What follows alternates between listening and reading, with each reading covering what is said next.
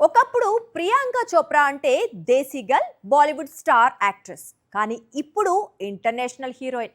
World wide గా fans ఉన్న అతి కొద్ది మంది కథానాయికల్లో పీసీ కూడా చేరిపోయింది.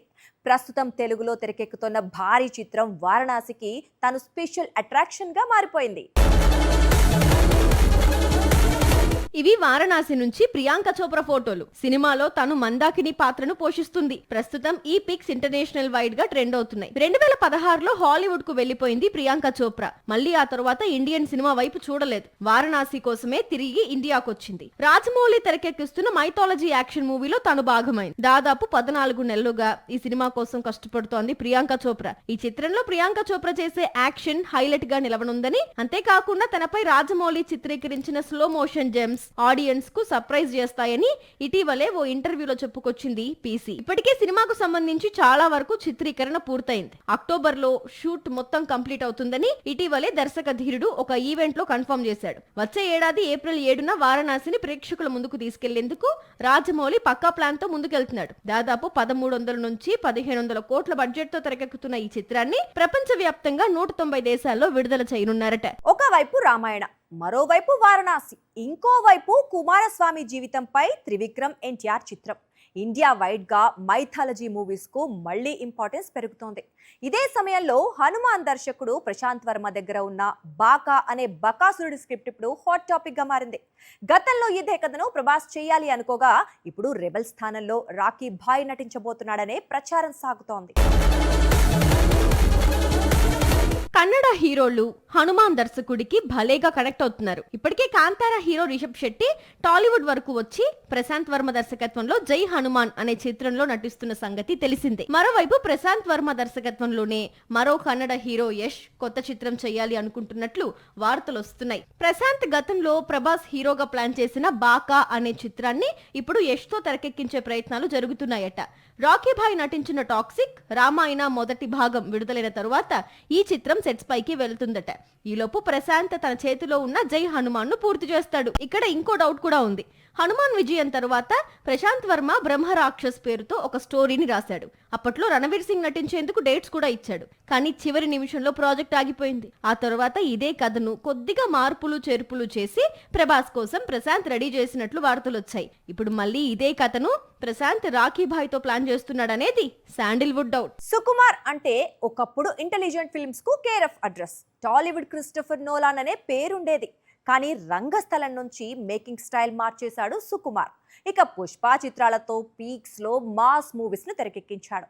ఇప్పుడు చరణ్ తో చిత్రం. ఈసారి సంగతి ఏంటి అంటే సుకుమార్ యూటర్న్ తీసుకోనున్నాడని ప్రచారం సాగుతోంది. Ram Charan Sukumar cinema script lock అయిందని టాలీవుడ్ వర్గాలు చెబుతున్నాయి. రంగస్థలం, పుష్ప సిరీస్ కు భిన్నంగా ఈసారి సుకుమార్ సినిమా ఉండబోతోందని, స్టైలిష్ ఎంటర్టైనర్ గా ప్రేక్షకుల ముందుకు రానుందని లీక్స్ వస్తున్నాయి. సుకుమార్ నుంచి స్టైలిష్ ఎంటర్టైనర్ అంటే నేనొక్కడ్నే, నాన్నకు ప్రేమతో చిత్రాలు గుర్తుకొస్తాయి. ఇప్పుడు చరణ్ తో చిత్రం కూడా ఇదే దారిలో తెరకెక్కనుందని, పైగా సింగిల్ పార్ట్ తో స్టోరీ కంప్లీట్ కానుందని తెలుస్తోంది. సెప్టెంబర్ లో సినిమాను ఘనంగా ప్రారంభించి నవంబర్ నుంచి రెగ్యులర్ షూటింగ్ కు వెళ్తారట. పెద్దితో రామ్ చరణ్, పుష్పతో సుకుమార్ పూర్తి స్థాయి మాస్ మూవీస్ లో కనిపించినట్లయింది. అందుకే వీరిద్దరూ ఈసారి జానర్ మార్చి ఆడియన్స్ ను సర్ప్రైజ్ చేసేందుకు సిద్ధమవుతున్నారు. ఇదే ఏడాది ఈ చిత్రం సెట్స్ పైకి వెళ్తూ ఉండటంతో 2028లోనే రామ్ చరణ్ సుకుమార్ సినిమా ప్రేక్షకుల ముందుకొచ్చే అవకాశాలు కనిపిస్తున్నాయి. ఒకప్పుడు 8 అవర్స్ వర్కింగ్ డిమాండ్ తో చాలా సినిమాలు వదిలేసుకుని సినిమా ఇండస్ట్రీలో పెద్ద డిబేట్ కు రీజన్ గా మారిన దీపికా పదుకునే ఇప్పుడు యూటర్న్ తీసుకుందా? 8 గంటల పని వేళలను పక్కన పెట్టేసిందా? ఎందుకంటే రాకా కోసం పదుకునే పడుతోన్న కష్టం చూస్తుంటే దీపిక మారింది అనే అనుమానం రాక మానదు. దీపికా పదుకొనే బాలీవుడ్ లో నెంబర్ 1 యాక్ట్రెస్ గా ఫేమ్ తెచ్చుకుంది. అయితే ఇటీవల రోజుకు 8 గంటలు పని వేళలు సరిపోతాయని, ఆరోగ్యంగా ఉన్నప్పుడే పని బాగా చేయగలమంటూ దర్శక నిర్మాతలకు కొత్త కండిషన్స్ పెట్టిన సంగతి తెలిసిందే.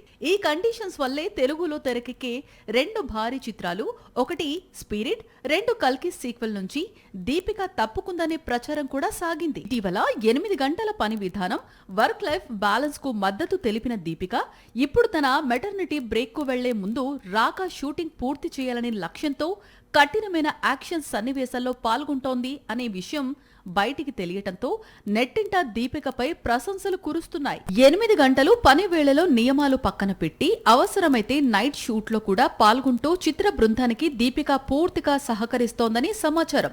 సెట్స్ లో ఉన్న ప్రతి ఒక్కరికి ఆమె అంకిత భావం స్ఫూర్తినిస్తోందని యూనిట్ సభ్యులే చెప్పుకురావటం విశేషం. అంతేకాదు ఇంట్లో 7.5 వయసున్న కుమార్తె దువాకు కూడా సమానంగా సమయం కేటాయిస్తోందట దీపిక. సినిమా ప్రపంచం నివ్వెరపోయే సినిమాలు, ప్రేక్షకులను అబ్బురపరిచే చిత్రాలు చాలా తక్కువగా తెరకెక్కుతూ ఉంటాయి. అలాంటి చిత్రమే ది ఒడిస్సీ. కొద్ది గంటల క్రితమే ప్రపంచ వ్యాప్తంగా ప్రేక్షకుల ముందుకొచ్చింది.